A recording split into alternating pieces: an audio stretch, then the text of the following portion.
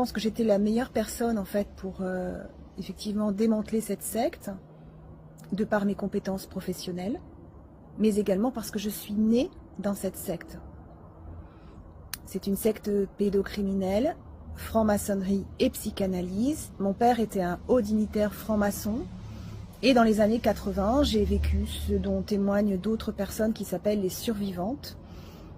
Des messes sataniques, des rituels, au cours desquels j'ai été non seulement violée, mais transformée en tortionnaire et assassin d'autres enfants de l'ASE. Mes parents étaient des notables. Mon père était un homme politique, Robert Alric, premier maire adjoint d'une ville de 50 000 habitants, Châteauroux dans l'Indre.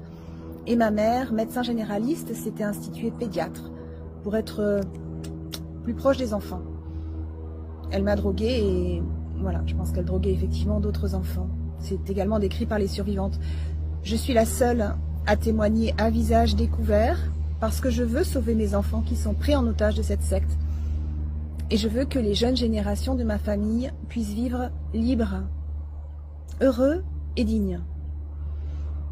C'est en ce sens que je mène un combat et que j'ai mené une enquête très précisément. J'ai réussi à récolter toutes les preuves de ce que j'annonce et de ce que je dénonce pour chaque personne citée et pour chaque acte. Et mon dossier est basé sur le fait que de nombreux professionnels dans mon affaire, de tous les corps de métier, ont agi hors la loi et hors la déontologie et ont ainsi participé au contrôle coercitif que je subis de la part de mon ex-mari, mon père et mes frères.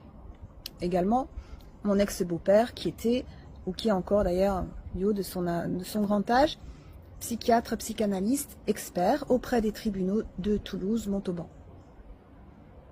Voilà, donc je pense que j'étais effectivement bien placée pour comprendre ce qui se passe dans les couloirs du pouvoir et jusqu'au plus haut sommet de l'État. J'ai pu porter plainte contre plus de 140 personnes pour harcèlement collectif dans le cadre d'une secte pédocriminelle. Cette plainte a été qualifiée par des policiers intègres sur la base de mes preuves.